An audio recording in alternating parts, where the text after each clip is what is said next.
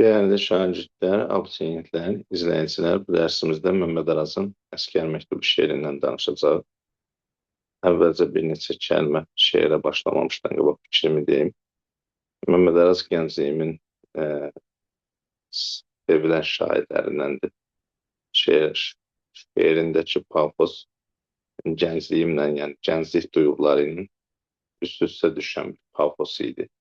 Bəyənirdim. Və belə deyək ki, Məmməd Araz ədəbiyyatımızda hər halda özünün yeri olan bir şairdir. Amma orta məktəb dərsliyinə salınan Əsgər Məktubu şeirdir. Mən zorən bir şeir hesab edirəm. Çünki nə emosiya yoxdur, nə də ciddi bir fikir yoxdur.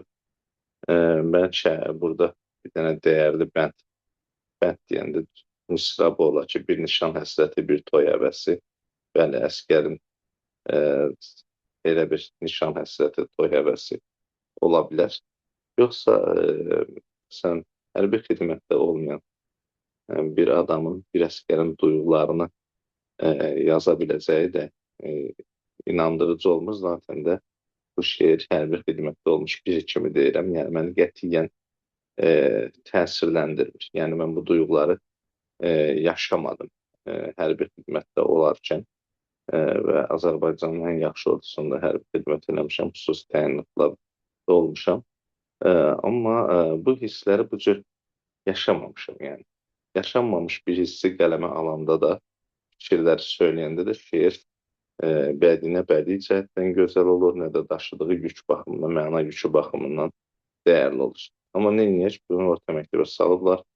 Şeiri əvvəlcə oxuyaq, görək nə var, nə yox. Əsgər məktubları alıram hərdən, məhəbbət, cəsarət, dəyanət dolu. Neçə tərifçinin təriflərindən bir əsgər məktubu gərəkli olur. Əsgər nə istəyir? Bir təzə nəğmə. Nəğməsiz darıxır əsgər tüfəngi. Bir əsgər qəlbində qopan zümzümə bir vətən daşını isidəcəkdir. Bir əsgər yazar ki, sərhədçiyəm mən, əlimdə tüfəngdir, dilimdə şeir. İnamla, qeyrətlə qorunur vətən, bunlarsız silahlar lalkardır, deyir. Bir nəğmə əsgərin dodaqlarında sərhəd küləyi ilə küləyinə həmsöhbət olur. Bir nəğmə əsgərin barmaqlarında tətiyə söykənən cəsarət olur. Əsgər məktubunda torpaq güyərir, meşələr uzanır üfüqlərə zən. Əsgər məktubunda bir dağ güyərir, ətək də vətəndir, zirvə də vətən. Əsgər məktubunda quş səksikəsi, əsgər məktubunda qaya təmkini, bir nişan həsrəti, bir toy həvəsi, hər sətri keşikçi nidası kimi. Əsgər məktubunun cavabı çətin, əsgər məktubunun cavabı asan, yetişməz əsgərə söz məhəbbəti, yetişməz sözlərin əsgər olmasa. Şeir haqqında nə deyə? 11 hecalı bir şeirdir, bəndlər şəklində yazılıb, bəndlər çarpaz qafiyəlidir, yəni AB, AB şəklindədir, görürsünüz, hərdən tərəfindən dolu olur, nəğmə, zümzümə, tüfəngi isidəcəkdir. Hətta şeirin qafiyə sistemində də müəyyən, belə deyək ki, yarımçıqlıqlar var. Yəni, qafiyə sisteminin özü də gözəl deyil. Məsələn, son bəndə baxaq, əsgər məktubunun cavabı çətin, əsgər məktubunun cavabı asan, yetişməz əsgərə söz məhəbbəti, yetişməz sözlərin əsgər olmasa, heç qafiyə yox kimi. Birində çətinlə məhəbbətli qafiyyədir, asanla da olmasa, gördüyümüz kimi biraz fərqlilik var. Şeir sanki zorla yazıb şair və zorla yazılmış, bədii cəhətdən də güclü olmayan bir şeiri orta məktəb dərsliyinə salmağa nə ehtiyac var, mən onu bilmirəm. Zaten məsələn, mənim ağlıma heç vaxtı əskərlikdən hər hansısa bir şairə məktub yazmaq gəlmir. Bu bir. İkincisi, əskərlər hamısı sərhəddə olmur. Ancaq sərhəd qoşunlarının əskərləri sərhəddə olur. Yəni, əskərlər sərhəd demək deyil. Yəni, ona görə bu şeir, bilmirəm, heç hardan hansı misrasındansa başlayıb izah eləməyə də nə lüzum görürəm, nə bir şeir tərpətmiş olur. İstədim, düzdür, Məmməd Araza da heç yaraşmır. Yəni, yenə deyirəm, gəncliyimdə bəyəndiyim şairlərdən, oxuduğum şairlərdən. Zaten indi də oxunacaq şeirləri var. Xəlilrza kimi pafoslu bir şairdir. Çoxlu şeirləri də, yəni orta məktəbə də salmaq olar, öyrənmək də olar, gözəldir. Amma bu şeiri salıblar. Yəqin, belə deyək də, bizdə torpaqlarımız işğal altında olduğu üçün əskərin mövqeyini qabartmaq üçün.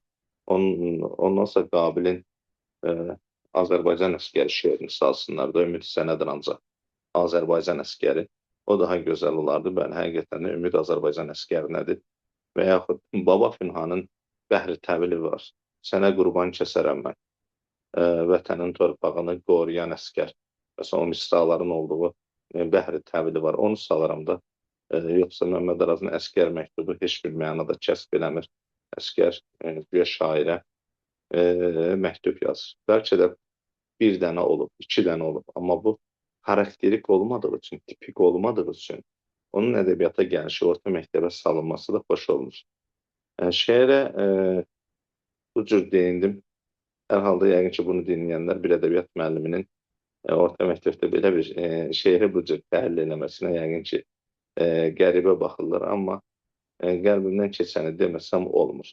Bunu həm də ona görə demək istəyirəm ki, orta məktəb dərsliyinə ədəbiyyatın inciləri salınmalıdır. Yəni, inci olacaq nümunələr salınmalıdır. Yəni, bu qədər Azərbaycanda şair, yazısı var.